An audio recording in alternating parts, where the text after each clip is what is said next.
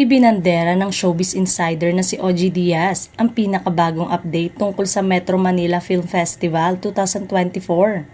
Sa Facebook, ibinunyag ni OG kung aling pelikula ang nangunguna sa box office sa opening day ng Film Fest. Ayon daw sa source niya, kasalukuyang number 1 sa takilya ang pelikula na pinagbibidahan ni Vice Ganda na ang The Breadwinner Is.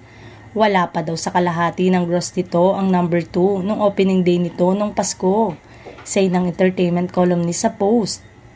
Kasunod niyan, ibinahagi ni OG ang ranking ng iba pang official entry. Pumapangalawa sa box office ang The Kingdom na pinagbibidahan ni Vic Soto at Piolo Pascual. Nasa ikatlong listahan ang Espantaho ni Judy Ann at Lorna Tolentino. Pang-apat ang Uninvited ni Vilma Santos, Aga Mulak at Nadine Lustre, habang pang-5 ang Green Bones ni Dennis Trillo at Ruru Madrid. Ang bumubuo naman ng top 10 ay ang mga pelikulang Topak, My Future You, Strange Frequencies, Hold Me Close at Isang Himala. Wika ni OG sa FB.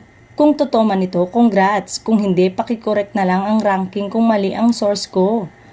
Paglilinaw pa niya, magbabago pa ang trend niyan after the awards night. Normally, pag gumahakot ng awards, naku-curious ang mga tao na panoorin.